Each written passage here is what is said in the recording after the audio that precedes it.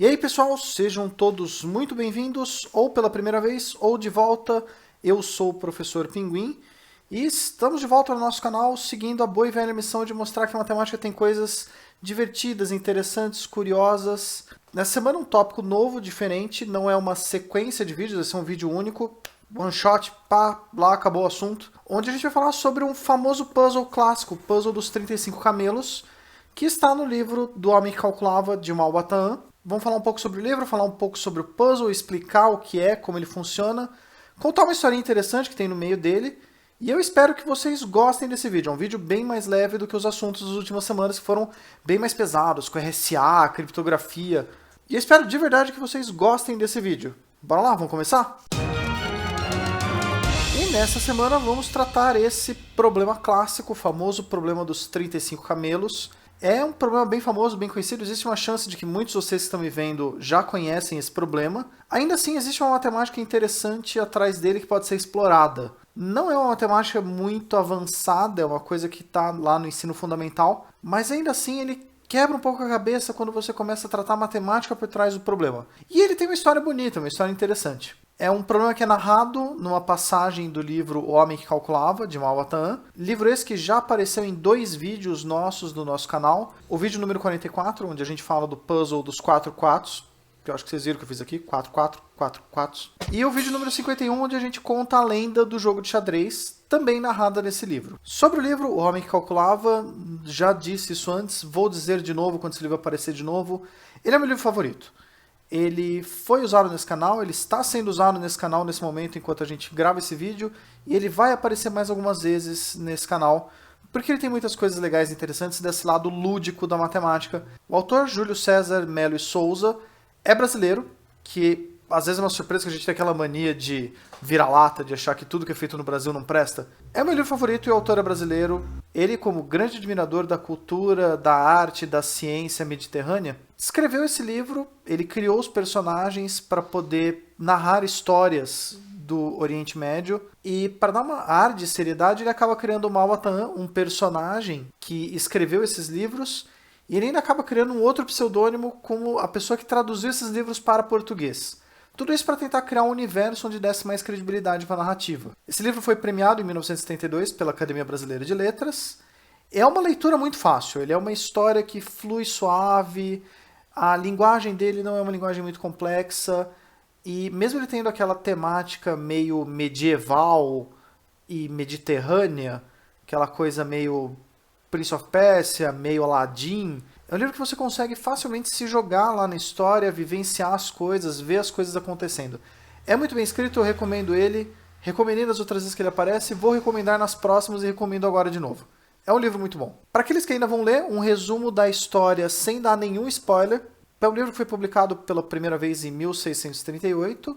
Ele tem essa temática islâmica medieval, Aladdin, Prince of Persia, onde ele narra histórias e aventuras de Beremiz Sarmir, que é um calculista persa. A história se passa em Bagdá e nos arredores, no século XIII. Ele é narrado do ponto de vista do amigo de Beremiz, Hank, e é mais ou menos como acontece com os livros de Sherlock Holmes. Sherlock Holmes ele é contado do ponto de vista do Watson. E esse livro é a mesma ideia, ele seria o equivalente ao Watson na história, e você vê a história do ponto de vista do amigo dele. Ele conta desde o momento em que Hank e Beremiz se conhecem, e vai narrando a história até chegar, eventualmente, no Felizes para Sempre. Mais do que isso, eu daria muito spoiler. Durante toda a narrativa, Beremiz ele vai resolvendo problemas da vida dele e problemas de outras pessoas que ele encontra aos arredores na história, utilizando matemática, e de vez em quando ele coloca lá alguma história de alguma lenda, como por exemplo a lenda do jogo de xadrez, que já apareceu no vídeo. Se vocês tiverem interesse, está aqui em cima passando o cardzinho, é uma história legal. E um dos eventos que acontece nessa história, nessa narrativa, é o problema dos 35 camelos. O problema dos 35 camelos, eu vou narrar ele e mostrar ilustrações que eu fiz com as minhas habilidades baixíssimas de edição de imagem. E para dar uma personalizada, Beremiz vai ser representado por Luke, o cachorro que sempre aparece em todos os nossos vídeos, e Hank, o amigo dele, vai ser representado por mim. E aí, fiquem espertos porque é a hora da historinha. Nossa história começa num deserto, de dia, onde estava muito sol e o céu estava azul e radiante. Aqui estava Hank, representado por mim, pelo meu bonequinho, pelo meu pinguinzinho, meu símbolo, que dessa vez está com o chapéu verde, e Beremiz, que está aqui representado por Luke, o cachorro do trovão. Na jornada pelo deserto, rumo a Bagdá, os dois estavam andando pelo deserto com um camelo que pertencia a Hank. Eis que pela jornada rumo a Bagdá, eles se deparam com uma cáfila de camelos e 3 pessoas que estavam lá discutindo entre elas. E discutindo do tipo que você podia ouvir mesmo no meio de um deserto, gritando, dizendo que era um absurdo, que as coisas estavam erradas e que não devia ser assim. Isso chamou a atenção de Beremiz e de Hank. Beremiz, curioso e ainda assim uma boa pessoa, querendo ajudar, foi até eles e perguntou: e aí, o que está acontecendo? Por que essa comoção toda? Vocês não conseguem nem deixar o deserto em paz? E aí eles explicaram o problema. Os 3 eram irmãos e os camelos haviam sido deixados de herança pelo pai, que havia morrido há pouco tempo. Eram 35 camelos e esses camelos deveriam ser divididos de uma maneira diferente entre os irmãos. No conceito lá na época não existia muito a ideia de igualdade entre os irmãos. O irmão mais velho sempre tinha uma herança maior do que o irmão mais novo e assim por diante. Na história, o testamento deixava claro que a herança deveria ser dividida deixando metade dos camelos para o filho mais velho, 1/3 para o filho do meio e 1/9 para o filho caçula. No entanto, isso dá um problema que se você vai fazer as contas em decimais, o primeiro filho deveria receber 17 camelos e meio, o segundo 11,66 e o último 3,88. Não dá para fazer isso sem você cortar pedaços de camelo, o que é altamente não incentivado. Eu sou contra qualquer tipo de violência contra animais. Uma vez inteirado do problema, Beremiz se vira para Hank, chama ele: ô, vem aí, traz o camelo. Hank vai lá, traz o camelo, e Beremiz explica o problema para Hank de uma maneira rápida.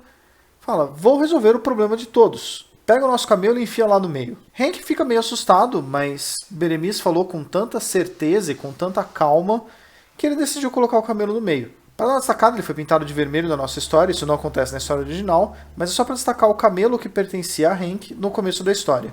E ele vai lá por meio do rolo. Ele se vira para os irmãos e fala: bom, beleza, tudo bem se eu colocar um camelo a mais para dividir herança? Os 3, vendo que vão ter lucro, concordam. E o camelo extra vai parar lá no meio. Feito isso, ele fala: bom, agora nós temos 36 camelos.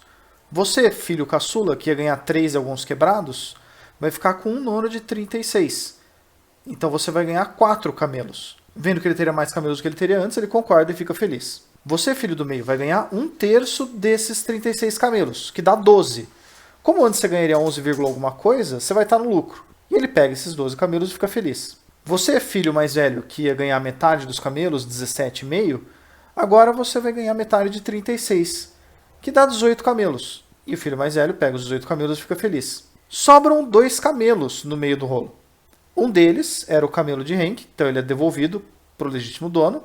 E o último camelo que fica sobrando, os 3 irmãos concordam em dar como presente para Beremiz, e ele fica com esse camelo. Nesse caso, para dar uma diferenciada nele, eu vou pintar ele de marrom e chamar ele de caramelo.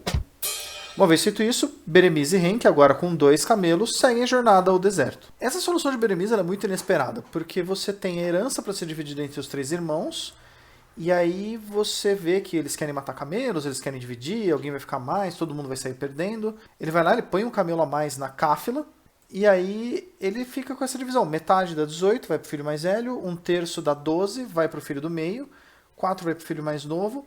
Todos eles têm lucro, todos eles ficam felizes, todos eles concordam com a divisão, mas ainda assim, quando você soma esse total, você tem 34 camelos. Sobram 2, um deles era o camelo que legitimamente pertencia a Hank, então ele é devolvido. O segundo é o que fica como presente, por ter resolvido esse problema de uma maneira tão brilhante. Mas aí fica a pergunta: onde é que está o problema nessa divisão? Porque você tinha uma herança para ser dividida em 3, aí você divide, mesmo você colocando alguma coisa a mais, ainda tem um resto. Onde está o problema nessa divisão? Vamos fazer uma pausa dramática para vocês tentarem por uns 5 segundos pensar sobre o assunto. Beleza? Feita a pausa dramática, vocês perderam sua chance de pensar sobre isso. O problema está num fato matemático que é razoavelmente simples. A herança é dividida metade para o filho mais velho, 1/3 para o filho do meio e 1/9 para o filho mais novo. São essas 3 frações, metade mais 1/3 mais 1/9, o total não dá 1 inteiro. O total é um pouco menor, ele é 17/18. Pelo total da herança não dar 100%, sempre vai ter uma sobra. Não importa quantos camelos você tem na sua cáfila, você nunca vai conseguir dividir todos entre os irmãos sem deixar um resto. E esse resto é sempre um 18avos do total, já que o inteiro tem 18 18avos. Sendo assim, você consegue, tendo um múltiplo de 18, ter uma divisão perfeita entre os camelos e ainda sempre sobrar um resto.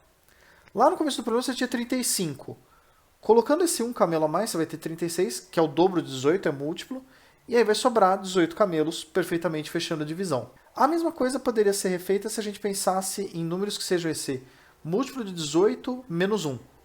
Então, com 17 camelos, você poderia contar essa história de novo, com 35, com 53, com 71, com 89. O importante é que você faça esse problema sempre deixando um camelo a menos, faltando, para que a pessoa que chegue na história coloque esse camelo e complete a história. Dá para você escrever histórias variando, desde que você faça essas divisões com frações que o total não deu inteiro. Sendo assim, você resolve o seu problema e ainda cria um puzzle e uma historinha bonitinha. E é isso que eu tinha para contar para vocês sobre o puzzle dos 35 camelos. Basicamente toda a história, você tem aquela contextualização toda do problema, ele acontecendo, a divisão não igual, que era uma coisa que realmente era comum na época, as heranças não eram divididas igualmente entre os irmãos, o mais velho sempre ficava com mais. E ele se deve a um fato de matemática simples, são frações que quando você soma não dá o inteiro. E acontecendo isso, sempre vai ter alguma coisa sobrando. Já na visão disso, o homem que calculava, Beremiz, ele bate e fala, não, beleza, vai sobrar, eu posso fazer isso de botar um camelo a mais e ainda pegar ele de volta. Na história dá a entender que pela personalidade de Beremiz, ele não fez isso para ficar com um camelo extra.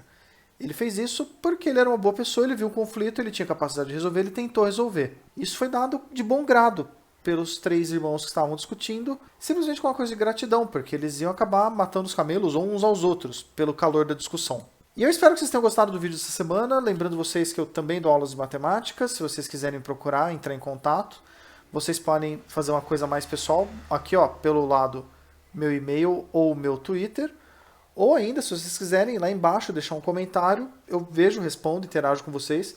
Pode ser que eu demore, mas eu respondo eventualmente. E semana que vem temos um tópico novo para falar, uma coisa diferente para contar, nessa coisa infinita e ainda assim divertida chamada matemática. Isso aí, pessoal. Boa semana, vejo vocês no futuro. Até a próxima.